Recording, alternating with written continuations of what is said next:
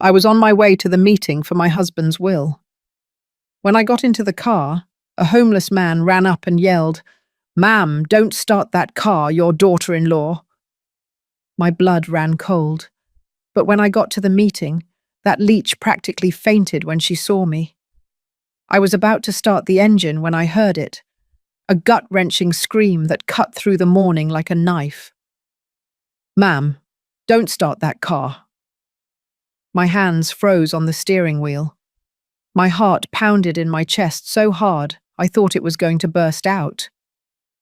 I turned my head and saw him, a dirty, disheveled man, with torn clothes and greasy hair stuck to his forehead. He was running toward me with his arms out, as if trying to prevent a tragedy. "Your daughter-in-law was here last night." I felt the air rush out of my lungs. Adriana? My daughter-in-law, Adriana, had been near my car, in the dead of night. The man slammed the window with his open palms, leaving streaks of dirt on the glass. His eyes, sunken and bloodshot, looked at me with an urgency I couldn't ignore. It wasn't the look of a lunatic. It was the look of someone who had seen something terrible. "Don't start it, please. I saw what she did." I rolled down the window just a few inches, my breath catching in my throat. What did you see?" I whispered. He took a step back, trembling. She and a man in a suit opened the hood. They were carrying a small bag. I was there, on the corner. Nobody sees me, but I see everything. My fingers let go of the keys. They fell into my lap with a metallic clatter that sounded too loud in the silence that followed. Everything began to make horrible sense. Julian, my husband, had died just 3 weeks ago. A massive heart attack, the doctors said. But I knew something was wrong. Julian was strong. He took care of his health. He didn't drink. He didn't smoke. And suddenly he was gone at the hospital, with only Adriana by his side. Only her. And now this man, this stranger who lived in the city's shadows, was telling me that my daughter-in-law had touched my car in the middle of the night. "Why are you telling me this?" I asked, my voice still shaky. He looked down. "Because your husband was good to me once. He gave me food when everyone else spit on me. And last night I dreamed about him. He told me to watch out for you." My eyes filled with tears. Julian, always so noble, always so generous. And now, even from wherever he was trying to protect me. I got out of the car, my legs trembling. The morning sun hit my face, but I felt cold, a cold that came from within. I walked to the front of the car, awkwardly opened the hood, and what I saw took my breath away. A cable was cut. Not broken. Cut. With precision. And next to the engine, hidden among the metal parts, was a small plastic bag with a clear liquid that smelled like gasoline. My entire body began to tremble. If I had started that engine, if I had pressed the gas, everything would have exploded. I would have exploded. I leaned against the car, my knees weak and my vision blurred. Adriana wanted to kill me. My own daughter-in-law, the woman who hugged my son every night, the one who smiled at me at every family dinner, the one who called me Mama Eleanor with that sweet, fake voice, had tried to murder me. And the worst part of it all, I had to go to the law office that very morning for the reading of Julian's will. She would be there, smiling, waiting, believing I would never arrive. If this story grabbed you from the first word, subscribe to this channel to keep discovering life stories that will make you feel, reflect, and never forget. I slammed the hood shut, wiped my tears with the back of my hand, and looked at the man who had just saved my life. "What is your name?" I asked. "Everyone calls me Skinny, Mom." "Thank you, Skinny. Thank you for listening to Julian. I took all the cash I had in my purse." It wasn't much, but it was something. I put it in his hands. I'll be back soon, and when I return, I want you to tell me everything you saw, every single detail. He nodded, clutching the dollars to his chest as if they were gold. I called a taxi. I wasn't going to risk my life in that car. Not yet. But as the taxi drove through the city streets, a cold, hard certainty settled in my chest. Adriana had made a mistake. She had underestimated me. She thought I was just an old, weak widow, easy to eliminate. But she was wrong, because now I knew. And a woman who knows is dangerous. The law office was waiting for me. My daughter-in-law was waiting for me, and I was going to walk through that door as if nothing had happened. But inside, I was already at war. And this time, I wasn't going to lose. The law office smelled of old paper and reheated coffee. The walls were beige. The paintings had gilded frames. The mahogany desk. Everything seemed designed to give solemnity to the moment. But I didn't feel solemnity. I felt nauseous. Adriana was already there when I arrived, sitting next to my son, Michael, with her legs crossed and that perfect smile she always used as a mask. She wore a tight black dress, discreet but elegant. Her hair was pulled back in a low bun, pearl earrings, impeccable makeup. The perfect widow. Or that's what she wanted to look like. When she saw me enter, her eyes widened for just a second more than normal. It was an almost imperceptible gesture. But I saw it. I saw the surprise. I saw the fear. She didn't expect me to arrive alive. Mum. Michael immediately stood up and hugged me. His body was tense, heavy. My son had aged 10 years in 3 weeks. He had deep, dark circles, an unshaven beard, and when he squeezed me against his chest, I felt him trembling. My love, I whispered, stroking his back. I'm here. Adriana also stood up. She walked toward me with measured, almost theatrical steps, and hugged me with that false warmth that already made my stomach churn. Mama Eleanor, she said in a soft voice, it's good you arrived. We were worried. Her hands on my back were cold, her perfume too sweet. And when she pulled away, our eyes met for an instant that was too long. I didn't look away. She did. Well, let's begin. Mr. Romero, the attorney, a man about 60 years old with thick glasses and a blue tie, opened a leather folder on the desk. I know this is a difficult time for the Miller family, but it is necessary to fulfill Mr. Julian's last wishes. Beside him, the young lawyer, George Solis, quietly took notes from the corner. I sat down opposite the desk, Michael to my right, Adriana to my left, so close I could hear her breathing. The attorney began to read. At first, everything seemed normal. The main house was left to me, the personal bank accounts too. Some land in Arizona would be divided between Michael and his sister Sophia, who lived in Houston and couldn't make it. But then came the part that made me feel like the floor was opening up beneath my feet. And in accordance with the testamentary disposition modified on the 12th of August of last year. The lawyer paused and looked at me over his glasses. Yes, he said.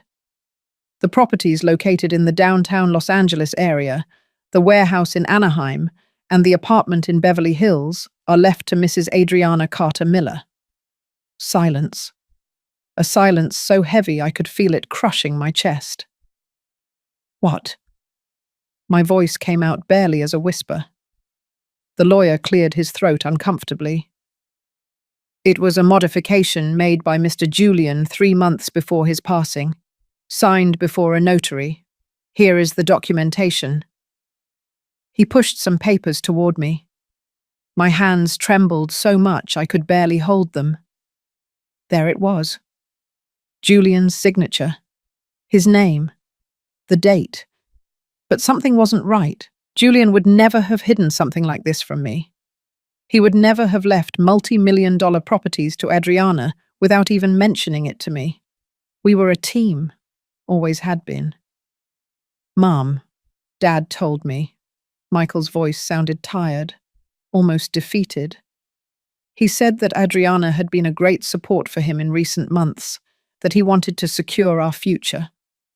I turned to my son with a torn heart. And you knew and didn't tell me anything. Michael looked down. I didn't want to worry you. I thought Dad would tell you when the time was right. Adriana placed her hand on Michael's, a possessive gesture, marking territory. Eleanor, I know this is a surprise, she said in that controlled, almost compassionate voice. But Julian trusted me. He knew I would take care of Michael. And of you too, of course. Her words were poison wrapped in velvet. I got up from the chair. My legs were as heavy as if I were carrying stones. I need air. I left the room before anyone could stop me. The hallway of the law office was narrow and cold.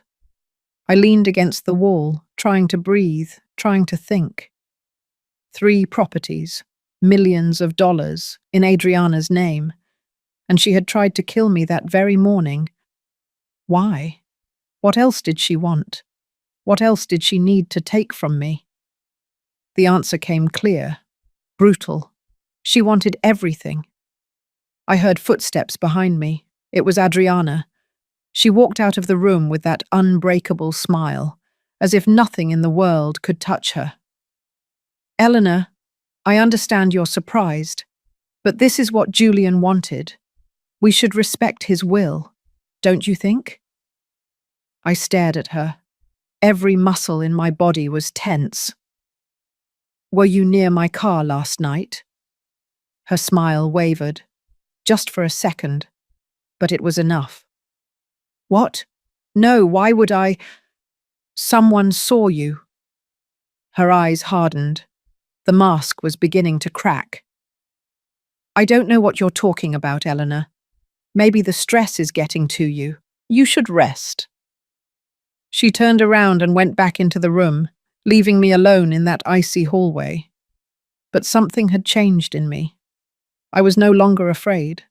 I had clarity. Adriana had planned all of this. She manipulated Julian, falsified documents, tried to kill me. And now, in front of a lawyer, she was collecting her spoils. But she made a mistake. She left me alive. And I was going to use every second I had left to unmask her betrayal, recover what was mine, and make her pay for what she did to Julian. I returned to the room. I sat down. I signed what I had to sign. But inside, the war had already begun. And this time, I was going to fight until the end. The following days were a silent nightmare. I returned to my house, the house Julian and I built together 30 years ago, and everything felt different. The walls no longer protected me. The furniture, the paintings, the framed photos. Everything seemed to whisper the same question to me. What really happened? I couldn't sleep. I couldn't eat. Every time I closed my eyes, I saw the bag of gasoline hidden in the engine. I saw Adriana's smile. I heard her sweet, venomous voice. And then the rumors began. It was at the market where I first heard it. I had gone early to buy vegetables, trying to maintain some normalcy in my shattered life. Mrs. Lupita, who sells peppers and tomatoes at the corner stall, greeted me with that awkward smile that people put on when they don't know what to say. Eleanor, so good to see you. How are you? Getting by, Lupita. Slowly. She nodded, but her gaze avoided mine. She nervously arranged the tomatoes in the tray. Say, is it true that… She stopped, swallowed. No, I'm sorry, I shouldn't pry. Something in my chest tightened. What is true, Lupita? She lowered her voice, leaning in slightly. They say that Mr. Julian didn't die of a heart attack, that something strange happened at the hospital. I froze. The bag of vegetables almost fell from my hands. Who is saying that? Well, people. They say your daughter-in-law went to the hospital every day, alone, and that the doctors never really explained what happened. A man so healthy, just like that. She made a gesture with her hand, as if something vanished into thin air. I didn't answer her. I paid, took my things, and left there with my heart pounding in my ears. But it didn't end there. At the drugstore, the cashier looked at me with pity. At the bakery, 2 women stopped talking as soon as I entered. And on the corner of my street, I saw the neighbor from number 12, Carol, talking with another woman. When they saw me pass, they lowered their voices and turned away, but I managed to hear. They say the daughter-in-law already got 3 properties. Poor Eleanor, and she treated her like a daughter. Every word was a stab. It wasn't just that Adriana had betrayed me. It was that the whole neighborhood knew it, or at least suspected it. And I had no proof, only intuitions, only a huge void where my trust used to be. That night, alone in the house, I sat in front of Julian's desk. It was an antique piece of dark wood furniture, with deep drawers and a desk lamp that he used to review contracts. I opened the first drawer. Papers, old invoices, electricity receipts. The second drawer, notebooks, pens. A photo of us in San Diego, smiling under the sun. My eyes filled with tears. Julian, what did they do to you? I whispered. Then I saw something I hadn't noticed before.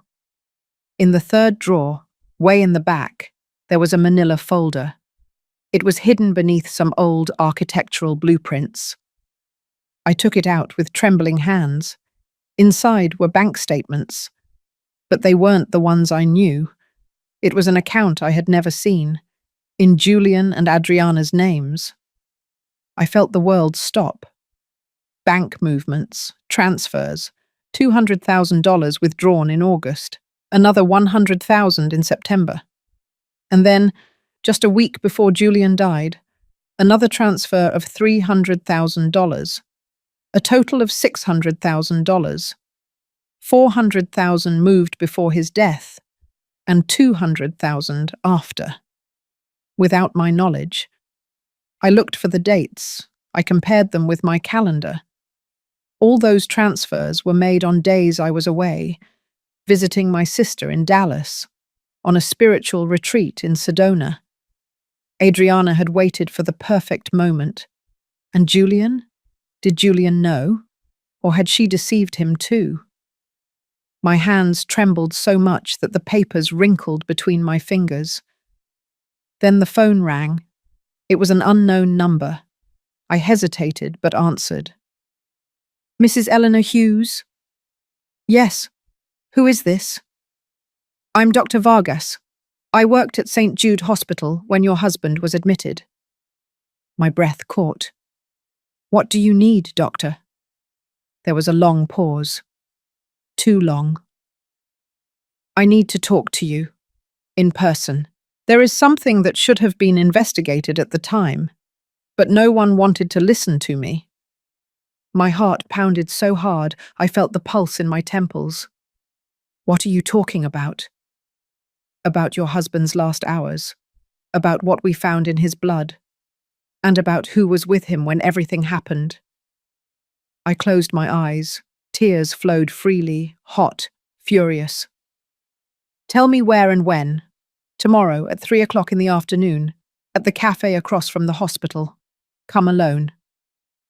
He hung up. I sat there, at Julian's desk, with the bank statements scattered in front of me and the phone still in my hand. The rumors were true. Something horrible had happened, and everyone knew it. But no one dared to say it out loud. except me, because I wasn't going to be silent anymore. Tomorrow I would know the truth, the whole truth. And if Adriana had killed my husband, if she had poisoned his last days of life to steal everything from me, then she would have to pay too, no matter how long it took, no matter how much it hurt me. Julian deserved justice, and I was going to give it to him. That night, I couldn't sleep. I lay awake in bed, staring at the ceiling, remembering, trying to find the exact moment when everything began to fall apart. The moment when Adriana stopped being the affectionate daughter-in-law and turned into this. And then I saw it clearly. It was 4 years ago. Michael came home one Sunday with her, hanging on his arm, smiling as if he had won the lottery. She was 28 then, he 32. "Mom, Dad, I want to introduce you to someone very special."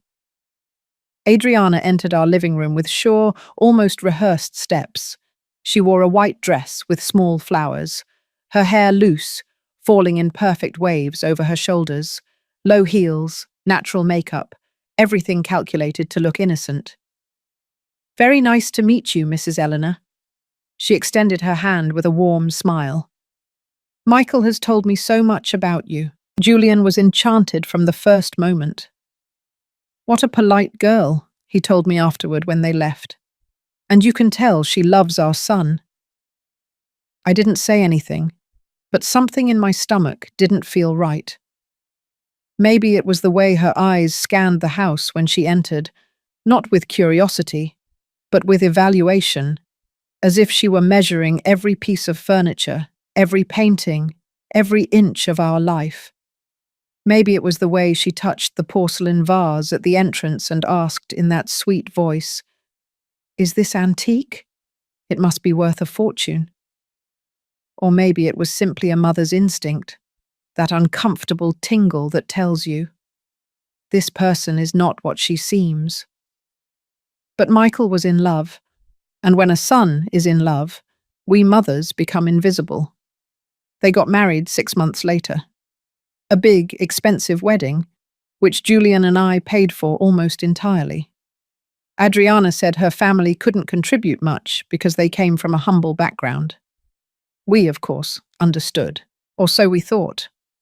After the wedding, things changed little by little, so slowly that you almost don't notice it. Like when a plant withers, it doesn't die suddenly, it fades, leaf by leaf. First came the family dinners. Adriana always had an excuse to arrive late or leave early. "I have work, I have a headache, Michael and I have plans." Then she started giving her opinion on everything. "Mother-in-law, don't you think this living room needs a renovation? It looks a little outdated." "Julian, I've seen some incredible properties in Beverly Hills. You should invest before prices go up." "Michael told me you have land in Arizona. Wouldn't it be better to sell it and put that money to work?" She always talked about money, about investments, about properties. And Julian, who was a noble but trusting man, began to listen to her. "She's smart, Eleanor," he told me. "She has business vision." I tried to warn him, more than once. "Julian, that girl only talks about money. Doesn't that seem strange to you?" He would laugh. "You're exaggerating, my love. She just wants to help." But I wasn't exaggerating. I remember the day I found a credit card in Julian's jacket pocket. A card I didn't recognize. I checked it. It was in his name, but Adriana was the authorized user. Expenses, hundreds of thousands of dollars on clothes, restaurants, travel, all paid for by my husband. When I confronted him, Julian became uncomfortable. I lent her the card a couple of times, for emergencies. Emergencies? I showed him the statement. "Is a $5,000 handbag an emergency?" "Eleanor, please, she's our son's wife. What do you want me to do? Tell her no?" That was the first time we fought because of her, and it wasn't the last. Adriana began visiting Julian in his office. Just to ask for advice, Michael would say, but I knew there was something more. I saw how my husband came home quieter, more distant. One day, I found him in his study, his head in his hands. "What's wrong, my love?" "Nothing. I'm just tired." "Julian, talk to me." He looked up. His eyes were tired, sad. "I signed some papers that maybe I shouldn't have." My heart stopped. "What papers?" "Adriana asked me to help her with an investment. She said it was urgent, that Michael was worried about the future. I just wanted to help." "How much?" $200,000. I felt the floor open beneath my feet. "Julian, are you crazy?" I know it was stupid, but she said she would pay it back, that it was just temporary. Of course, she never paid anything back. And when I tried to talk to Michael, he defended her. "Mum, you're being unfair. Adriana isn't like that. You don't know her like I do." "Michael, open your eyes. That woman is using your father." "Enough." His voice exploded in the living room. "You've always mistrusted her since day one. You know what? Adriana was right. She said you would never accept me being happy." Those words broke me, because they weren't my son's words. They were her words, coming out of his mouth. Adriana had poisoned him, not with a substance, with ideas, with lies, with that terrible ability some people have to make you doubt your own reality. And while I was losing my son, Julian got sick.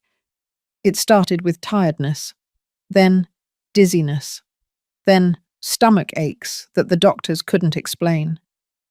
"It's stress," they said. "Rest more."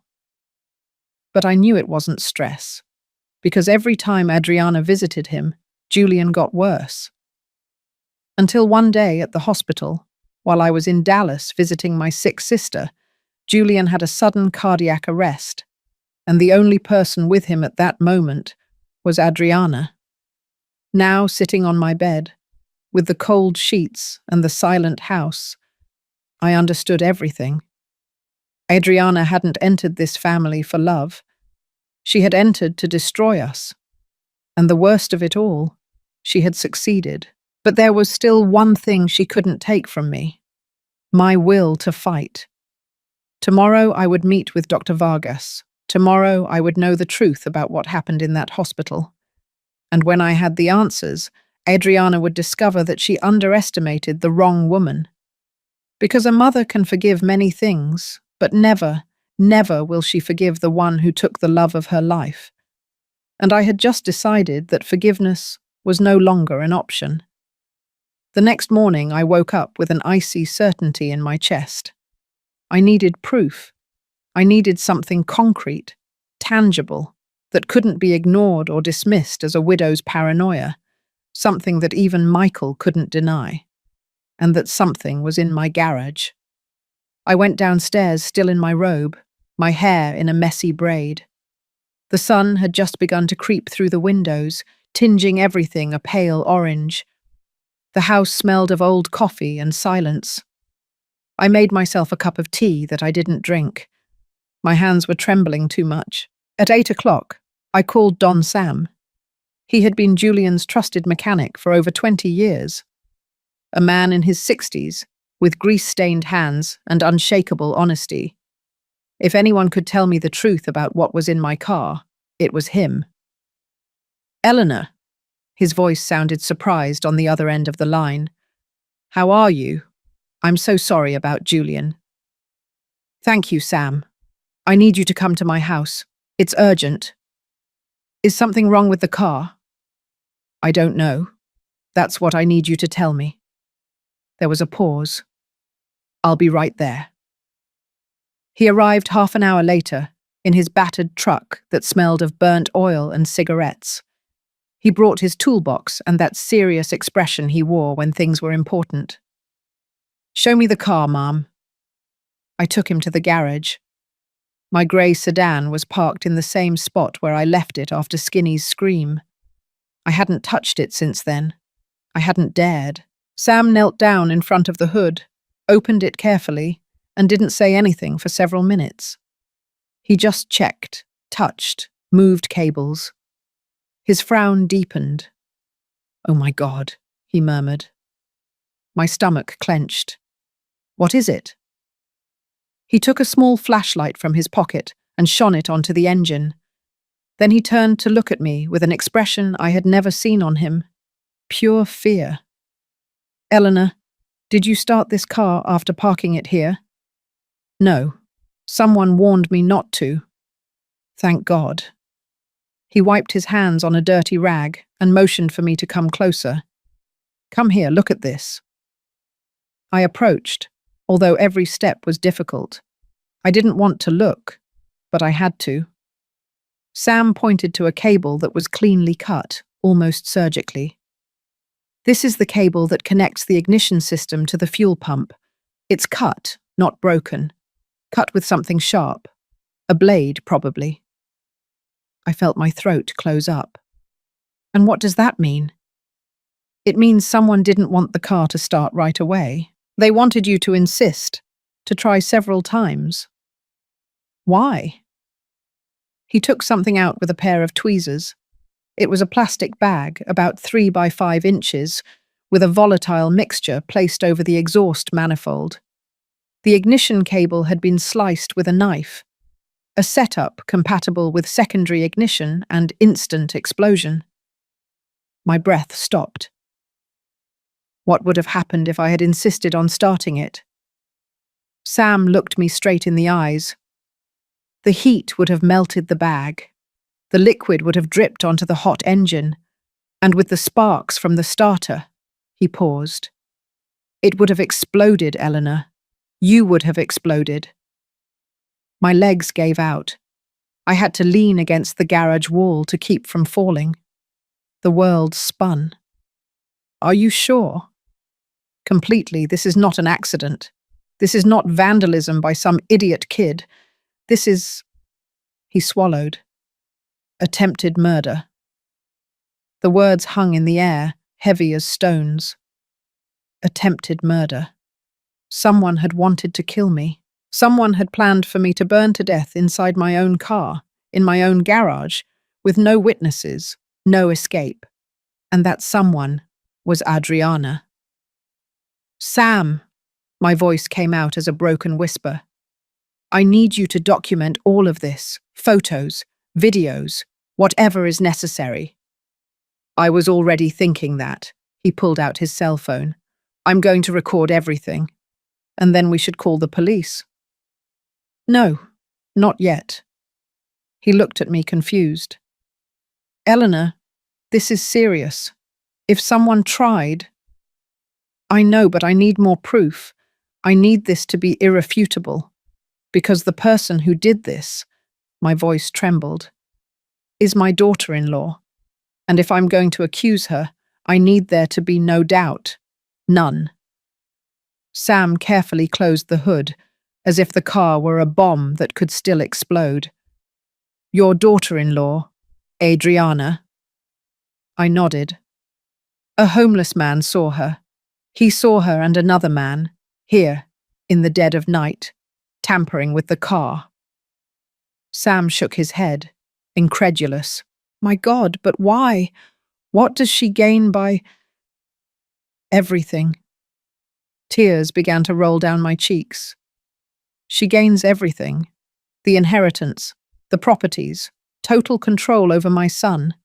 If I disappear, she gets it all." Sam cursed under his breath. He put away his tools with abrupt, angry movements. "This isn't going to end like this, Eleanor. I won't let anything happen to you." "Nothing is going to happen to me," I said, wiping my tears with the back of my hand. "Because now I know what she is capable of, and I'm not going to give her another chance." Sam finished recording everything. He transferred the videos to my cell phone.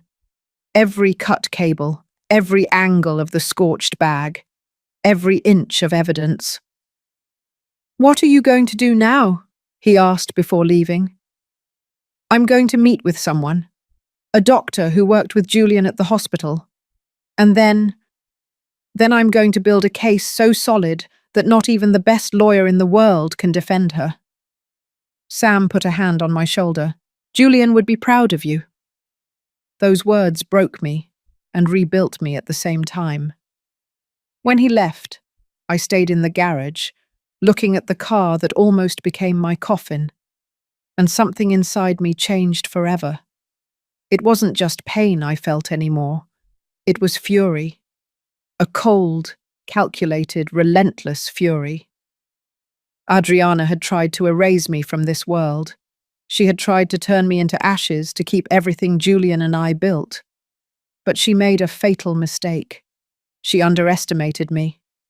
She thought a 68-year-old widow would be easy to eliminate.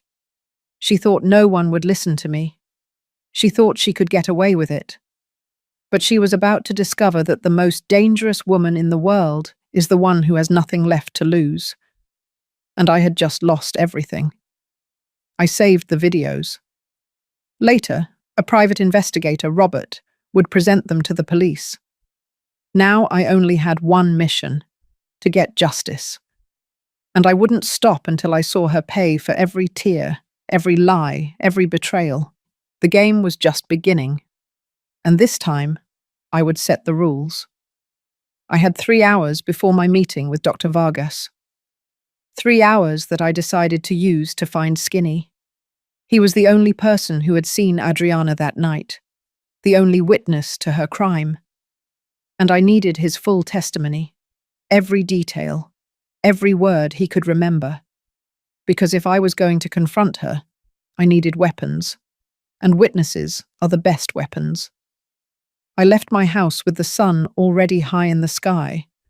I wore my crossbody bag, cash, and a determination that burned inside me like fire. I looked for him first on the corner where I had seen him that morning. He wasn't there.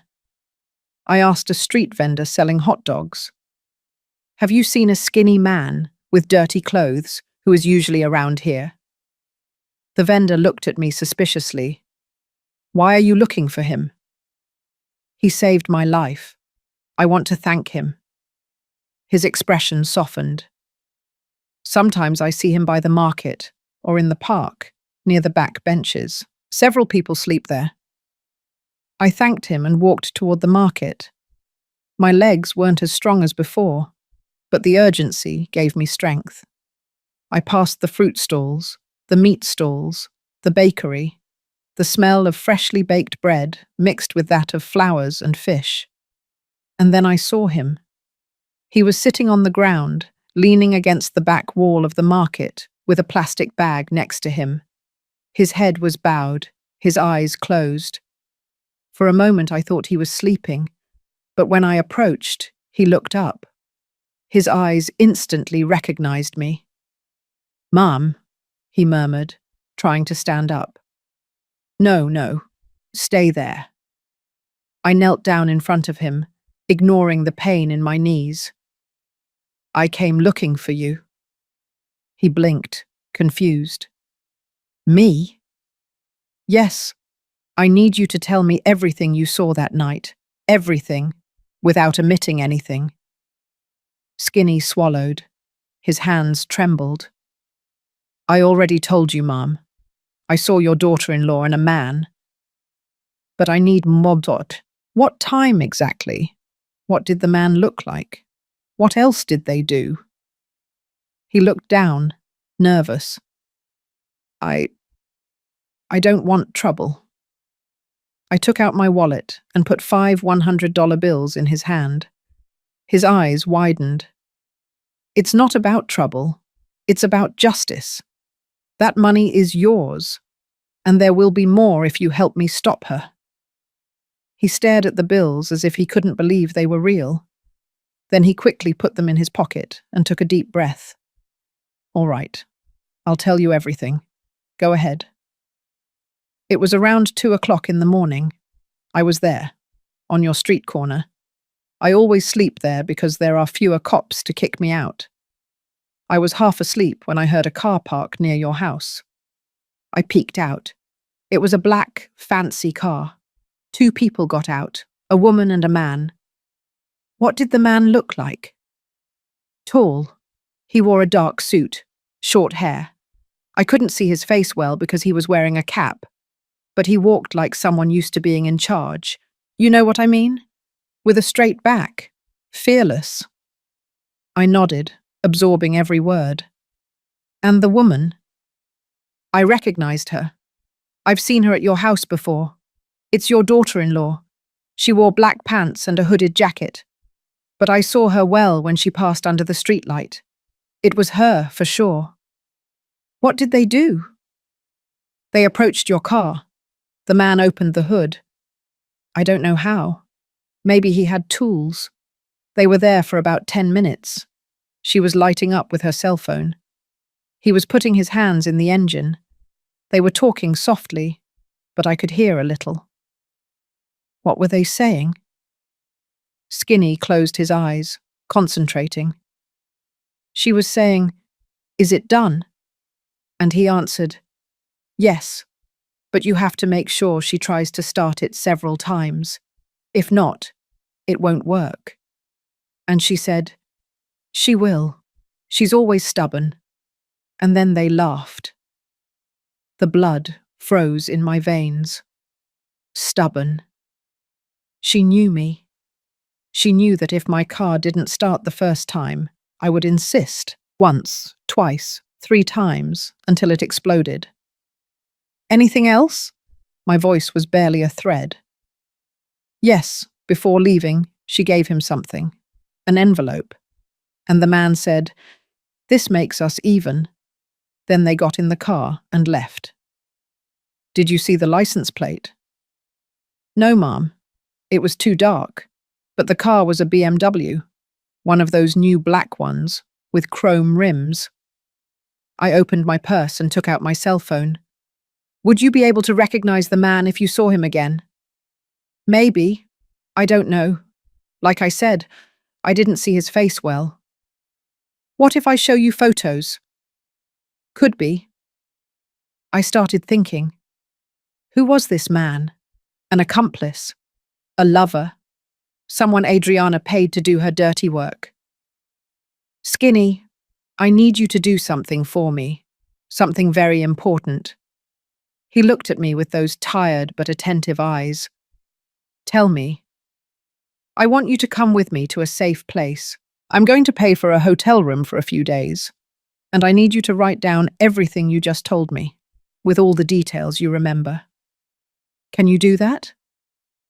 I don't write very well, Mom. It doesn't matter. I'll help you. But I need your testimony to be recorded, because the time will come when you'll have to repeat this in front of other people. Do you understand? He nodded slowly. In front of the police? Maybe. Or in front of a judge. Skinny turned pale. Ma'am, I can't get involved in those things. I have a record, small thefts, nothing serious. But if they see me in court, nothing will happen to you. I put a hand on his shoulder. I promise you, I will protect you. But I need you to help me, because that woman not only tried to kill me, she also killed my husband. And if we don't stop her, she'll do it again. His eyes filled with something like compassion. Your husband was good to me. He treated me like a person, not like trash. So, help me get justice for him. There was a long silence. The market noise continued around us. Voices, laughter, the clatter of knives against the wooden boards. But in that small corner, it was just him and me, connected by a terrible truth. Finally, Skinny nodded. All right, I'll do it. I helped him stand up. He was lighter than I thought, pure skin and bones. I took him to a modest but clean hotel near downtown. I paid for a week. I bought him new clothes, soap, food.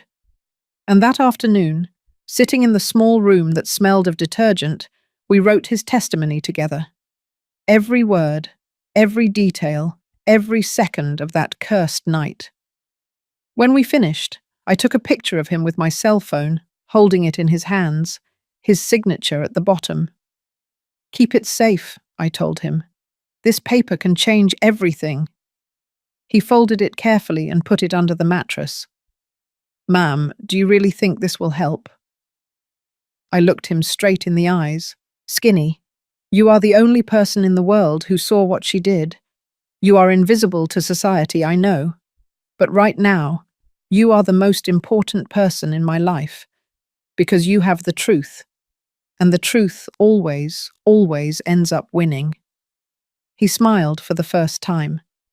A broken, but real smile. "Thank you for believing me, Ma'am. Thank you for having the courage to speak." I left the hotel with a lighter heart. I had a witness. I had evidence from the car. And in an hour, I would have the answers about what happened at the hospital. Adriana had built her empire on lies, but I was about to tear it down, piece by piece, until nothing was left. I arrived at the cafe across from the hospital 15 minutes before 3. I sat at a table by the window, from where I could see the entrance of St. Jude, that white 5-story building that once seemed like a place of hope, now looked like a mausoleum. Julian had died in there. Adriana had let him die in there. I ordered a coffee that I didn't drink. I just held it in my hands, feeling the warmth of the disposable cup, trying to calm the trembling that wouldn't go away. At 3 o'clock sharp, a man entered the cafe. In his 50s, greying hair, a medical coat under a grey jacket. Round glasses, serious look. He searched with his eyes. When he saw me, he nodded. He approached my table and extended his hand. "Mrs. Hughes, I'm Dr. Vargas. Thank you for coming." He sat down across from me, ordered a black coffee, and for a moment didn't say anything. He just looked at me, evaluating me, as if trying to decide if I was strong enough to hear what he had to say. Finally, he spoke. "I shouldn't be here. What I'm about to tell you could cost me my job, maybe even my license, but I can't keep quiet any longer." My heart beat faster. "Tell me the truth, please." He took a thin folder from his backpack. He placed it on the table and opened it carefully. Inside were printed sheets, medical studies, graphs. "Your husband arrived at the hospital on the 18th of September. He complained of dizziness, abdominal pain, nausea. We thought it was acute gastritis. We admitted him to hydrate him and do tests." I nodded. I already knew all that. For the first 2 days, his condition was stable. Uncomfortable, but stable. But then, he paused. He started to get worse. Quickly. Too quickly. What happened? His vital signs began to fail. Tachycardia, irregular blood pressure, mental confusion, and the strangest thing, his blood tests showed elevated potassium levels, much, much higher than normal. And what does that mean? Severe hyperkalemia can cause a sudden cardiac arrest. But the strange thing is that he had no medical reason for those levels. He wasn't diabetic. He didn't have kidney problems. He wasn't taking medications that would justify it. I felt something cold run down my spine. "Are you saying that—" "I'm saying that someone could have administered potassium to him externally, in high doses, without anyone realizing it." The cafe seemed to spin around me. "Who? How?" "I don't know, but I know who had unlimited access to his room, who was with him in the last hours of his life, who was there when no one else could be." "Adriana." He nodded slowly. "Your daughter-in-law." "Yes." I covered my mouth with my hands. Tears erupted uncontrollably. I couldn't breathe. I couldn't think. Julian hadn't died of a natural heart attack. He had been murdered, and I wasn't there to protect him. Why didn't you say anything? My voice was broken, desperate. Why didn't you investigate it? Dr. Vargas looked down, ashamed. I tried. I spoke with the hospital director. I showed him the analysis. I told him that something wasn't right. But he told me that we couldn't make accusations without irrefutable proof, that an autopsy needed the family's consent. And your daughter-in-law, she refused. The lawyer Solis advised that cremation would be the most dignified and sanitary. Michael signed, trusting his word. What?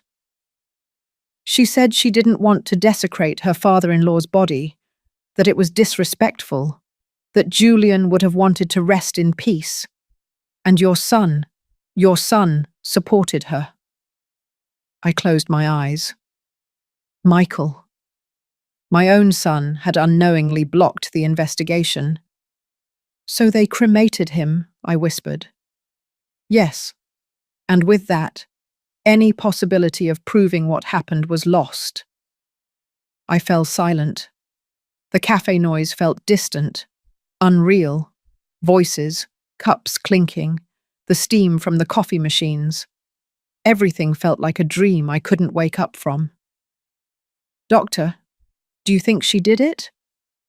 He looked me straight in the eyes. Yes, I believe your daughter-in-law poisoned your husband.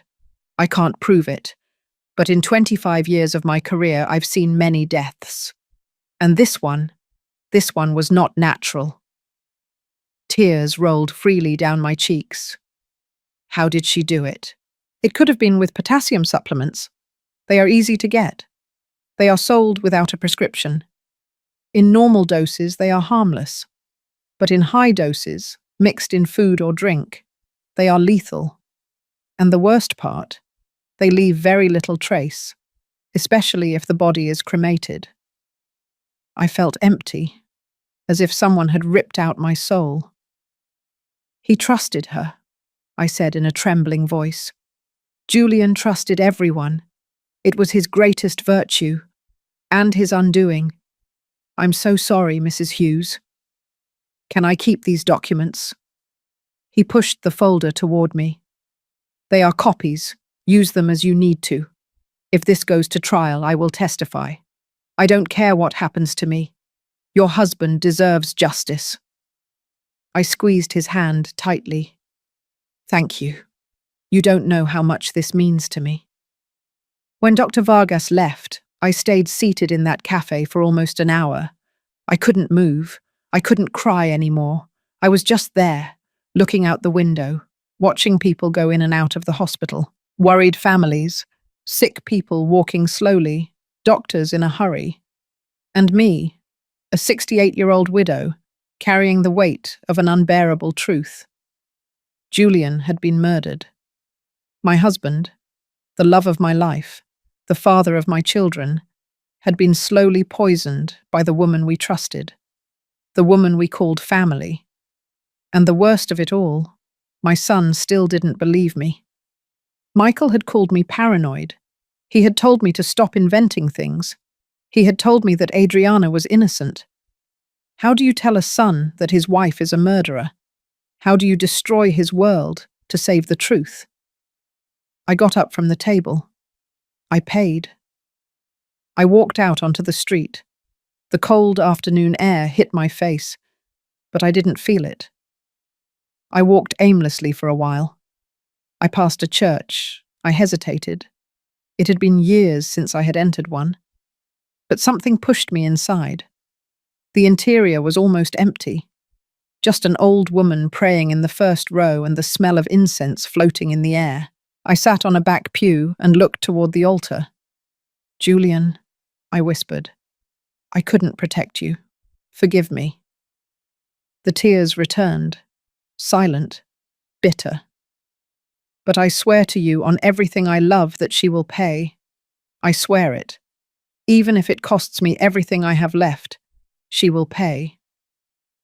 I left the church with swollen eyes, but with something new